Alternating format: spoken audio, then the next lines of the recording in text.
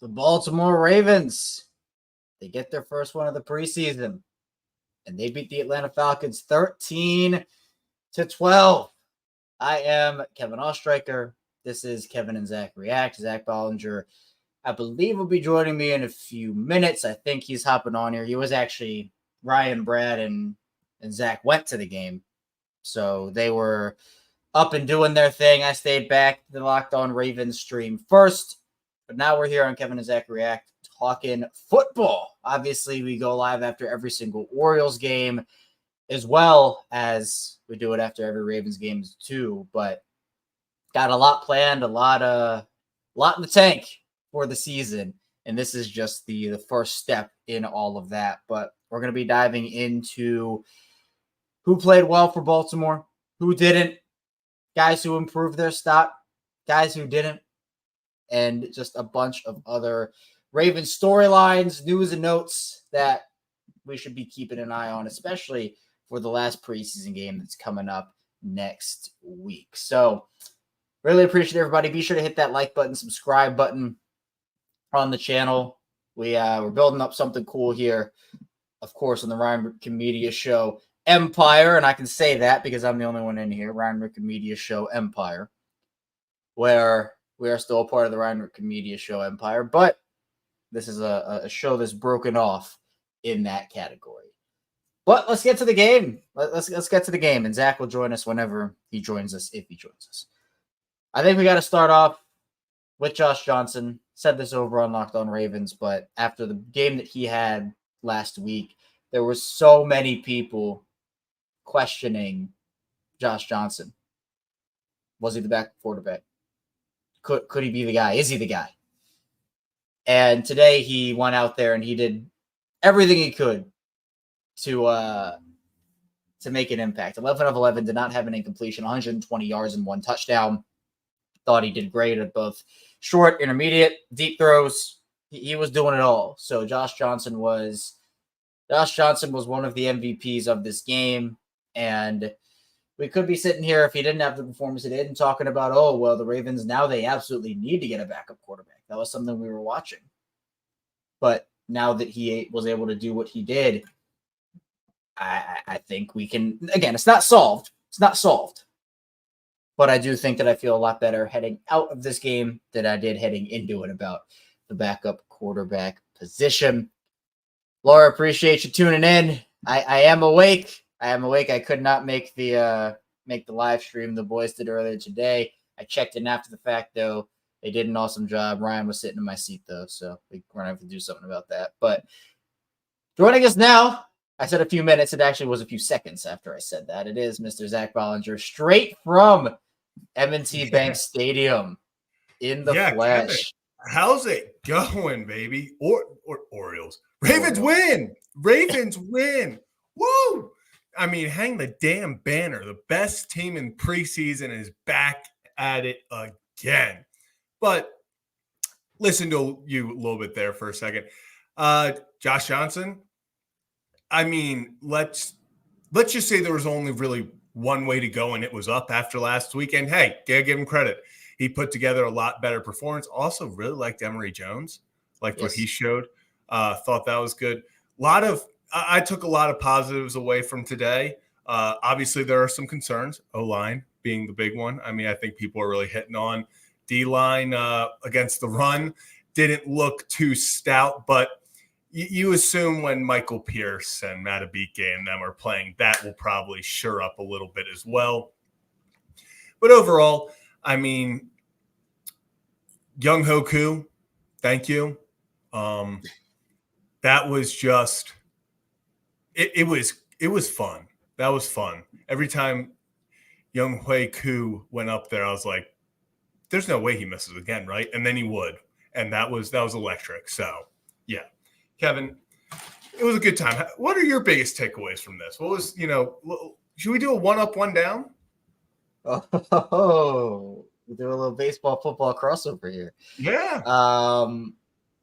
1-up for me, and I think it's going to be the same as the Orioles, I think we each have someone in mind. One of us is going to take one and the other's going to take the other. I'm going to go David Ajabo. Mhm. I think that he played really well, even though he did not record a tackle on the stat sheet. I thought he was winning a lot of his reps against the tackles. He was getting in the backfield, had a quarterback hit. Little surprised there wasn't a penalty on the quarterback hit, but we take it. We'll take it. We move on. We say, okay, next play. But I thought, I mean, this is exactly what you needed to see out of him. I know there were there have been a lot of concerns and rumblings about, should the Ravens go out there? Should they have gotten Matthew Judon? Should they go make a move for Hassan Reddick? If David Ojabo can step up, and I'm not even talking like double-digit sack guy, like if he can go out there and have like 8 sacks this year, 7 sacks this year, I think that's a very successful season, and one where you would feel pretty confident, especially if Cal Van Noy, even if he takes a step back in the sack department a tiny bit, you're hoping that Olafe Owe has that Justin Madubuike type leap this season. And for me, this was Jabo's first game back. He's been working his way back from the injury, and I thought he looked everything and more in terms of what he needed to look in this game to give people, the team, the coaching staff confidence that come the regular season, you can go out there and show the flashes we've seen from him during the regular season in the past couple of years. Yeah, and Kevin, that's the big thing. It's never been a talent question with Ojabo. I mean, you talk about the little times he's been on the field. What, his first game ever healthy? He comes out strip sack. Then last year, week 1, strip sack. Like, when he's on the field, you feel his presence made. The biggest thing for him is the best ability is availability. If Ojabo is only playing 3 games this year, then it doesn't matter. You know, it really doesn't. But if David Ojabo can put together a 14 to 17 game season, do not be surprised if that sack number sits in that 7 to 9 area, just because he's going to be in there with the opportunities. Lofton, I'm going to stay on the defensive side of the ball as well for my one-up. Dude, are we getting into the point where it's don't let Trenton Simpson play in week 3 of the preseason? Because talk about a guy that looks like he was just head and heels above everyone else, head and shoulders above everyone else. This kid, in every facet of the game, meaning you saw him running around. The biggest thing for him is everyone knows the athleticism's there. And you saw it on display all day, sideline to sideline, open field tackling. He had that one really nice open field tackle on Heineke that got me fired up. Then you also saw the physicality at the line of scrimmage. He was not afraid to stick his nose in there, try to beat guys on the inside. He was really just all over the field. And then in pass coverage, had that really nice pass breakup down in the red zone. It's just on third down of all things. It just felt like Trenton Simpson, especially early in this game, when the Ravens defense, when a play was made, you looked up and you saw 23. He had one of those games that I feel like we look back on and you're like, yeah, this was kind of where he really last week was Trenton Simpson's like, yeah, he's taking the right steps to what we think he can be. And then this week you're looking at it and you're like, okay, this guy legitimately should be the guy starting next to Roquan, no questions asked. And I think you got to feel good about that if you're a Ravens fan. You do. You 100% do. And there were questions about Simpson and if he could step up and be on the level of Patrick Queen or be better than Patrick Queen in a best case scenario. But one of the things, and I mentioned this on Locked On Ravens too, one of the things that stood out to me definitely was the pass coverage. Was the pass coverage. And this is something where in Patrick Queen's career, that's something he struggled with, right? I mean, we've mentioned that, and you've mentioned it too, right? Where with Patrick Queen, there were always those moments where he got burned, whether it was by Travis Kelce or by somebody else. Historically, the Ravens have had struggles when it comes to covering receivers, tight ends, running backs out of the backfield. You know, guys, if they do trickeration type deals, like Trent Simpson has that in him. Like, he is a very good player in pass coverage. Patrick Queen was not generally. And I think that's the biggest upgrade when you talk about Queen to Simpson. The pass coverage we saw today was really impressive. And as you mentioned, all around the ball, he was everywhere. And I thought that, Yeah, he should be done. He should be done in the preseason. No way we see him again. I don't want to see him again. Get that man off the field. Get him in the Clemson contingent with Nate Wiggins of not seeing guys in the preseason again. Put him in the what is it? Cryogenic chamber or whatever it's called. Yeah. So exactly. And real fast before we kind of move on to our one down, I did want to bring this up. Don said, so Tez getting cut, not on inactives and no targets. So they did say, John Harbaugh, after the game, that Tez Walker was dealing with some sort of rib injury, and that was the reason for his lack of playing time today. So that's kind of something now that I have to, I think we keep an eye on.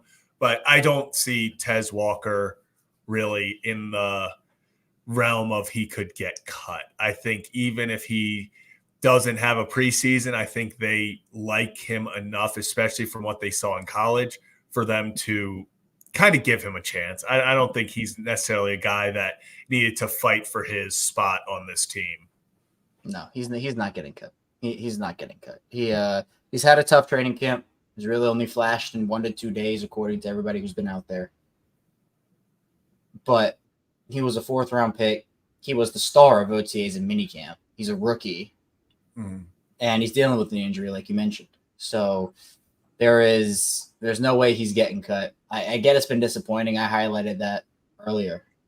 I said that one of the guys that has been disappointing, health obviously is a factor here, but we heard so much about Tez Walker in the early portion of minicamp and OTAs, and we're like, oh, wow, this has the potential to be special.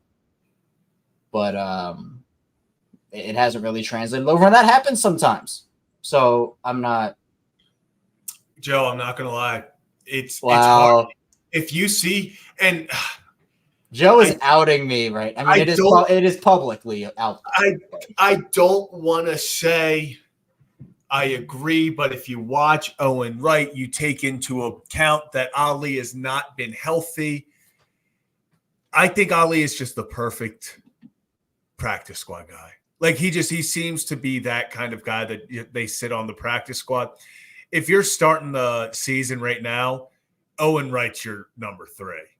I don't think that's even a question right now. That's the thing. One of the best qualities you can have is availability. And that actually, I was thinking about this during the game, just a bit outside. I was thinking about this during the game. I think as Owen Wright caught the pass for a touchdown, actually, I think they might try to stash him on IR this season because I don't think he makes it through waivers. I think someone will pick him up because I think he at least was going to be like a 6th or 7th rounder that a team wanted to take a flyer on. Baltimore just nabbed him in the 5th. I think they might try to put him on IR and kind of work through it that way. Because we've seen that every team does it in some way, shape, or form. Yeah. Roster manipulation, it happens. But I said this on Locked On Ravens too, that if every GM has their weakness. Eric DeCosta is a very talented GM. That 5th round man, Eric DeCosta he just cannot figure it out. Trade them all. Like just go because the best 5th. Give me those Marcus Peters deals. I was just gonna say the best 5th round pick ever was the one he traded for Marcus Peters. There it is. It is. It is crazy. It really is that you see a guy who is unarguably a top 3 GM in football, and it's just like, dude can do so many great things. 5th round of the draft absolutely kicks his ass. Don't know what it is, but it just happens. What last year was last year Caillou Blue Kelly? That was was he 5th round? Yep. He was 5th. Yeah, he was, and then Sean Wade, then Mason. He's like on his 6th team now. Caillou Blue Kelly. Yeah. Who was actually, fun fact, before I was a part of the Ryan Ripken show, before any of that, my first ever mock draft, I said the Ravens were picking Caillou Blue Kelly in the 3rd. And so when they drafted him, I was like, I thought you were going to say first. No, and I was like, yes, I got it right. This is my guy. And then everyone was like, nothing good coming out of camp from Caillou Blue Kelly. Probably gets cut. And I'm like, damn. I thought we got a steal. It was not a steal. Yeah, did not. Yeah, did not work out. Other storylines from this one, Zach, and I think this is a guy that both you and I are rooting to make the roster. Bo Braid looked awesome today. Bo Braid looked incredible. Even though the interception didn't count, he was all over the place. Had a big hit, couple good stops, pass breakups, was around the ball. I know everybody's talking about Ardarius Washington, Sanusi Kane, right? Those guys. But man, Bill Braid is making a heck of a push because he looked great last week. He looked great again he looked better this week. Yeah. And the issue to me is I just don't know if there's roster space. Kevin, this has nothing to do with skill. Bo Braid pulls off that 6 so well. He looks so like he looks fast out there in that 6. I don't know what it is. Last week, I gave him the award for most times. I had to double take because I thought Patrick Queen was on the field. This week, it was the same thing, but you just knew it was Bo Braid because of how well he's played over the past few games. Obviously, just 2, but you nailed it, Kevin. Last week was kind of that like, oh, okay. We all knew kind of Bo Braid, especially being from Maryland. A lot of people were familiar with him. You're like, okay, let's see what he can do. Okay, he's holding his own. Last week was a very much, I feel like, holding your own. You did well. And then this week was, okay, you're a guy that we're going to look at, and we're like, okay, he had a massive impact on this game. He was a difference maker. And that's what you ask for in these type of preseason games. At the end of the day, it's fun. And like that 2-point conversion to win it was all fun and everything. But at the end of the day, you're looking for these young guys like a Braid to go out there and kind of separate themselves. That's what the preseason's for. It's not for winning or losing the game. It's you want to see flashes from certain guys. Dude, did you see what Mahomes just did? No. Do I even want to? He had a behind the back pass to Travis Kelce. Like literally flipped it behind his back. Like you see on the double plays, flipped it behind his back. Now everybody's going crazy. Everybody's going crazy. That's ridiculous. Why does he? Then we also had the Caleb Williams. Yeah, Caleb Williams looking good, man. He's looking good out there. It's such a shame. I mean, Brad is in shambles. That's legit. And actually, quite possibly the highlight of today is, I gotta say it, Nick Moore getting in the scuffle right before halftime. Highlight of my day. Good on Nick for holding his ground. Yeah, He was not taking anything. No, I absolutely loved it. Both of the and there is not a video of it online, but there is a video that was taken. Yeah, that it was literally Brad started filming. We're like, oh, Nick's out there, and if you listen closely, I'm just going to get his ass. You're Nick. like, Nick. You're like, oh. Yeah. So maybe Brad will release that video to the world. Who knows? So funny. But, and then the best part was they showed the end of it on the on the TV. Oh, like on the Jumbotron, they showed it. Well, no, on the broadcast. Like it was the very end. The part. It's just the part where like he and Nick like pushed each other at the end. But like they showed that, and I was like, people have no clue the buildup that got to that. It was a lot. Nate, we will certainly be getting an answer. By the way, where is he, Zach? Where's the prince that you promised? There's been a group of us trying to track down Nick Moore. I think he's on his way to the Orioles game right now. Are you going? You said you were. I'm going downtown. I don't think I'm going to the Orioles game. You're just gonna watch at a bar or something? Yeah, just gonna gamble irresponsibly, probably bet, and watch at a bar. Oh my god! So it will be Bali on the streets for the post game because we thought it was gonna be for this one. Yeah, no. So that's why. Well, so the other thing was like, Kevin, I'm not gonna lie. A big reason is I was like, I have to go home so I can like drop off my computer and everything. Because I was like, if I start Bali on the street, did you take that to the game with you and everything? No. We went back to the studio, and that's when I was like, I'm just driving back. I was like, I'm gonna then reassess because I was like, if I go out in Baltimore and my stuff's here, I was like, I will not. I have softball all day tomorrow. I was like, there's no chance I was like, and now then it's Monday. I'm getting my computer back, and I was like, that means no thumbnails. You're going to the studio anyway on Monday. Like, yeah, exactly. And I was like, damn, that means no thumbnails the next few days. I was like, right. Yeah, we can't afford that. I was like, that can't happen. Yeah. So, all right. Nick Moore apparently, according to Zach, on his way to the Orioles game, but he was involved in a, by the way, number 35 on Atlanta was just a menace all game. Yes. If you didn't notice that. Who was was involved on every single play. Yeah, here we go, Rick. I like this idea. Ravens' new right guard, Nick Moore. That's what I'm talking about. Let's go. That could be the move. Oh, yeah. I'm down this. Well, I guess talking. I'm saying real fast. I'm saying the Mahomes behind the back. Ramey had a hilarious comment. He said, they pull this shit off week 1 against the Ravens. I'm going to be in shambles. Yeah, seriously. But the offensive line on more of a one down type of vibe. There were certainly some bad moments from this game for the offensive line. Andrew Voorhees got beat pretty badly on a sack. Yeah. Roger Rosengarten, I thought he was fine overall, but he had a couple of rough plays. He had a couple rough ones, but I liked how the pass pro. I feel like pass pro is bread and butter, and he showed me enough in pass pro today where I think he should be the starting in week 1. I just think highest upside, all that. He hasn't done – and the biggest thing with Roger Rosengarten, I know we've kind of talked about this. You want McCurry to be your swing, tackle. He can play guard. He can play center. You want him to be the Swiss Army knife. Rosengarten, the only way I saw him not starting week 1 was if he proved he couldn't. And he's done nothing to prove he's not able to hold his own in this league right now. So I did. There were some good and bad, but I liked overall what Rosengarten showed.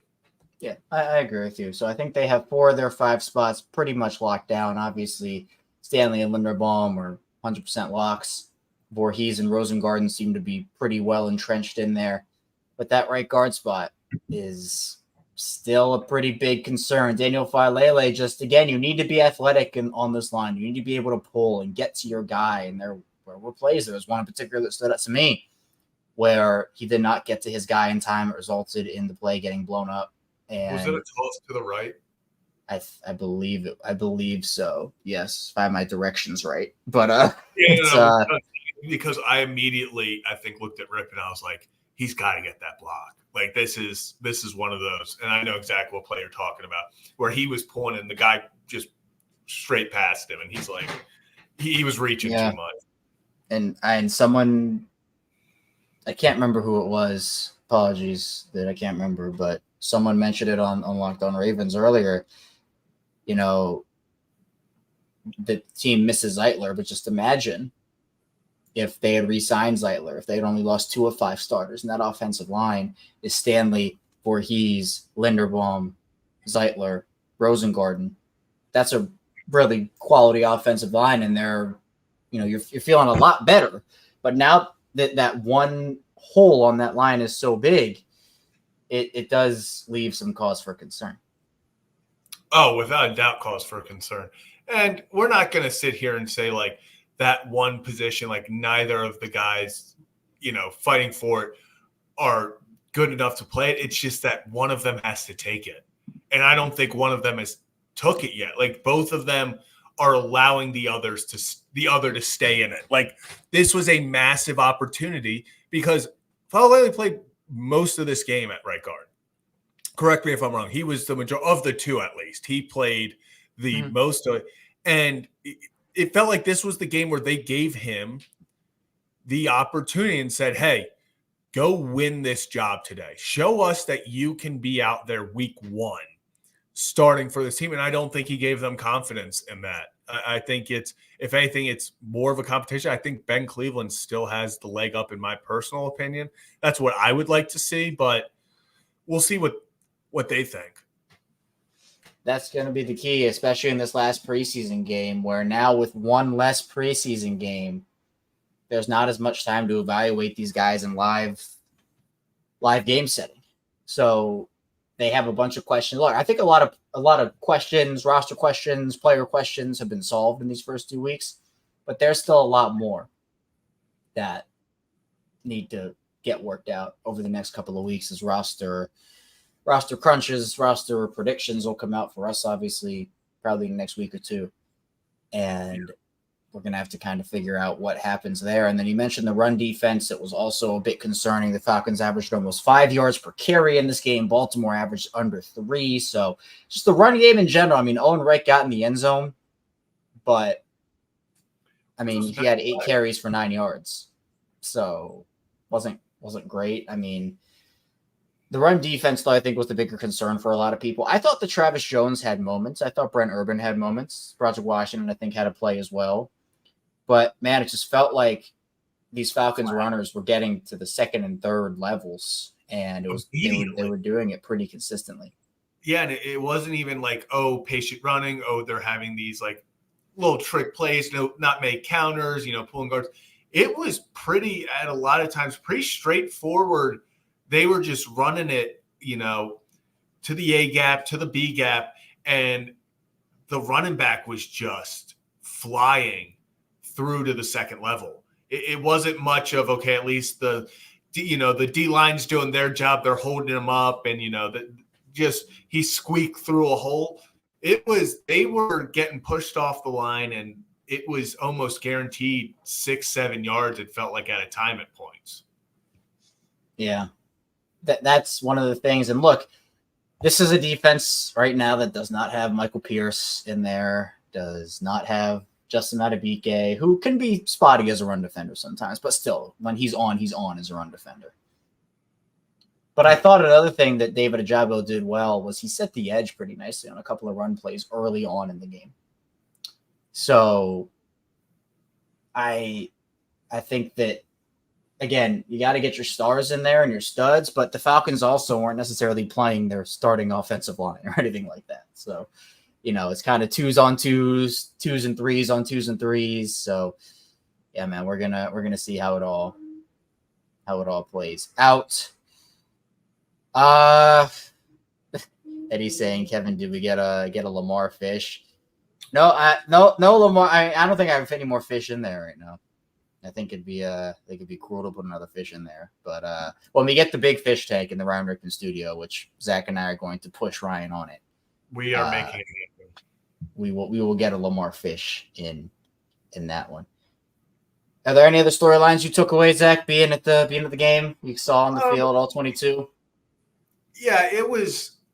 There were certain guys. It was unfortunate. I mean, I don't want to say unfortunately, but I feel like the big guys that you kind of took away. Kirkwood, I really liked his game. I felt like he had some good plays over the middle, made some tough catches, and then obviously the deep ball to Wade. Like there were flashes by guys that I think are on the bubble, but not necessarily like the Emory Jones. Like really liked how he played, but at the end of the day, you hope as a Ravens fan that we don't see Emory Jones out there. And that's nothing against Emory Jones. It's that you need Lamar Jackson out there. So a lot of the guys that I came away and I was like, okay, I really like that. Another guy, and this is a guy that I think is going to produce this year. When he's on the field, Tylan Wallace is doing exactly what he should be against second and third stringers. I'm not going to sit here and go, ooh, Tylan's ready for a breakout year, because he is playing against some second string secondary guys. But he's doing exactly what you want him to do. He's getting open. He's aggressive at the catch point right now. He's not, trying to take it and try. He's going out and grabbing it. And then he just seems comfortable in kind of a leadership role right now, especially being like I'm going to call him the top guy that's playing right now for the wide receivers. And then the biggest takeaway is they are going to try some weird things with this kickoff. We already saw the failed squib kick, but like what we are going to see some weird stuff happen, which is even crazier is the Falcons didn't onside kick it at the end of the game because they wanted to practice the kickoff. Like that was more important to them than winning the game, which is just, you can see how much teams are like, we don't know what to do right now. And that will be, I think, a constant not taking onside kicks. In the regular season, you'll do that. But yeah. I mean, practicing certain things, it's new to everybody. So we know the Ravens have spent a bunch of time on it. Justin Tucker said he had what, like 8 or 9 kickoffs that he has at his disposal. So yeah, man, it's gonna be crazy because there are gonna be, I am sure, in the first month of the season, there will be some weird kicking controversy that will cost the team a game, and everyone will go nuts. Say, put it back. I hate 2 things. I hate that touchbacks are at the 30. I get why they are to distance that. You kick it short, just put it at the 30 as well. Why is that at the 40? I was like, hello. That's just like kicking it out of bounds now. That's like if he kicks it short, it should be the same penalty as a kickoff. You just get it at the 30. But that's it's really interesting. Like I just don't. I'm so intrigued by what's going to happen with this because, like you said, like their teams. I'm also just interested to see what strategies are used. Are teams going to start kind of having plays where the guy catches it and they're sending full lines one way because they want to just get to the edge? We've already seen a few times, especially Hardy. Hardy's trying to draw the defense in, and then he's trying to kick it out immediately because you have no one on the outside with the way everyone's crashing in. So it's just going to be super interesting. I completely agree, Kevin.